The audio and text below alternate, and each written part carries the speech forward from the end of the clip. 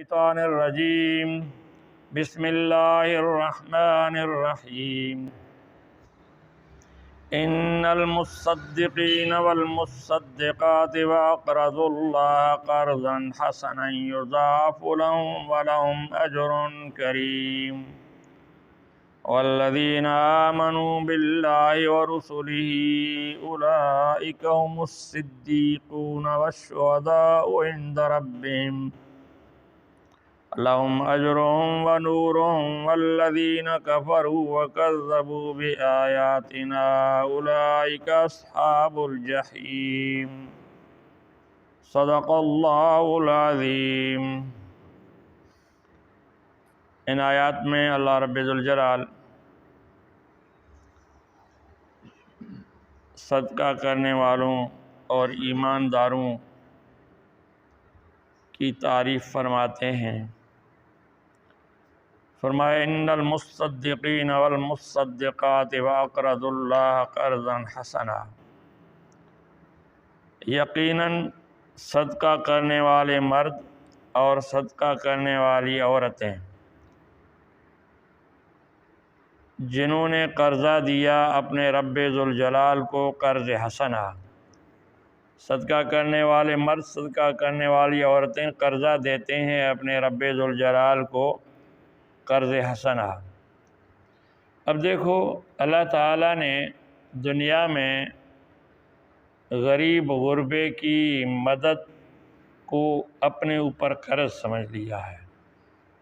ہم جو ضرورت مندوں پر صدقہ کرتے ہیں تو اللہ رب ذوالجلال فرماتا ہے یہ تمہارا صدقہ مجھ پر قرض ہے، وہ بھی قرض حسنا۔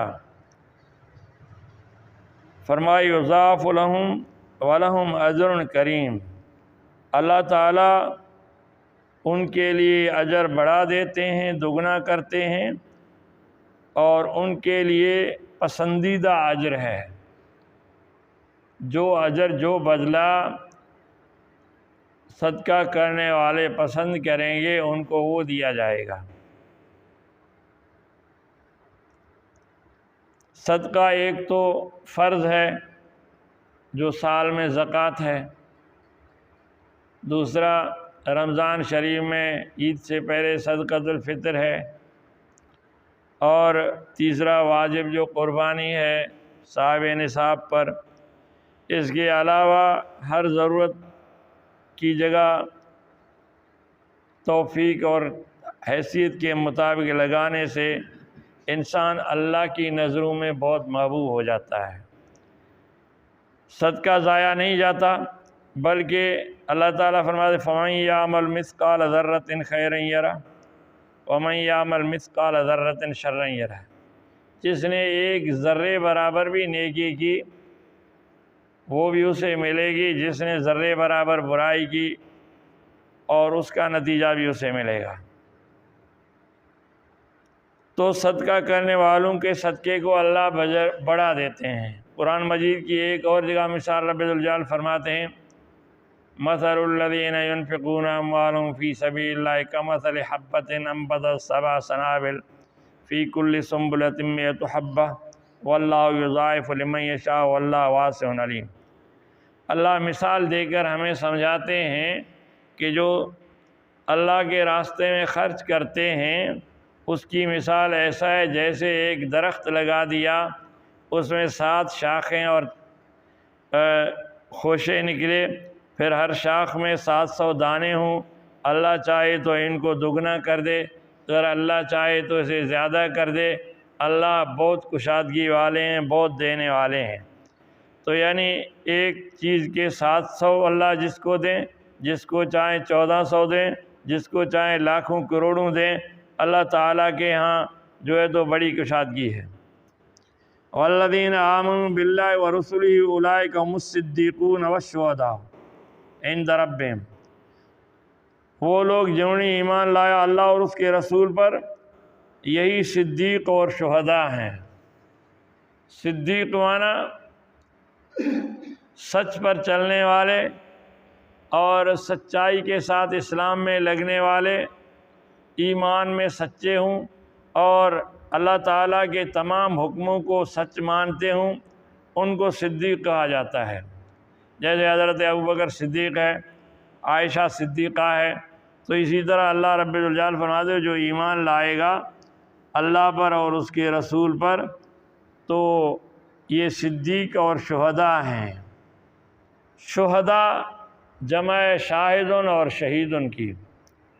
شاہد معنی گواہ، شہید معنی اللہ کے راستے میں اپنی جان قربان کرنا، اور اسی طرح گواہ کو بھی شہید کہا جاتا ہے۔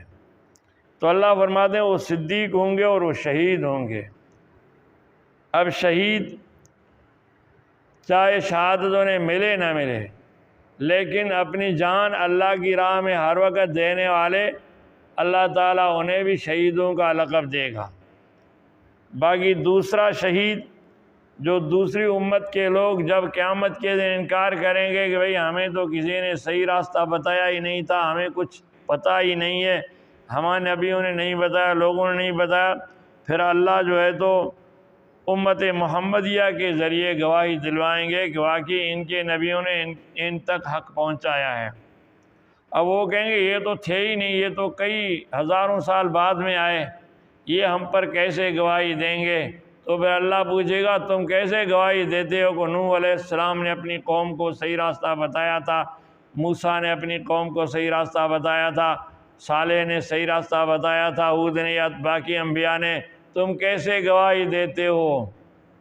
وہ کیا جواب دیں گے؟ ہمارے نبی پر اللہ نے کلام بھیجا تھا، اس کلام میں، اس قرآن میں یہ چیزیں ہیں، تو اسی لیے جیسا قرآن سچا ہے ہماری گواہی سچی ہے، پھر ان کی گواہی کو قبول کیا جائے گا۔ تو اسی لیے اب صدیق اور شہید کون ہیں؟ کچھ مفسرین کا خیال ہے وہ صرف صحابہ کرام تھے، باقی عام لوگ تو مسلمان ہیں، لیکن جو صدیقیت کی لقب جو ہے وہ صحابہ کرام کو ہے، اس کے بعد نہیں ہے۔ لیکن کچھ مفسرین فرماتے ہیں کہ ہر مومن بندہ جو اللہ پر اور اس کے احکامات پر یقین کرتا ہو، ان پر عمل کرتا ہو، وہ صدیق ہے اور وہ شہید ہے۔ تو فرمایا لہم اجرہم و نورہم، ان کے لیے اجر ہے اور ان کے لیے روشنی ہے، ایک تو ہدایت کی روشنی نور اور قیامت کا نور جو بیان ہو چکا ہے۔ والذین کفروا وکذبوا بآیاتنا اولئک اصحاب الجحیم، وہ لوگ جو کفر کریں یعنی حق کو نہ مانیں اور ہماری آیتوں کو جھٹلائیں، حکموں کو جھوٹا سمجھیں، وہی جہنم والے ہیں۔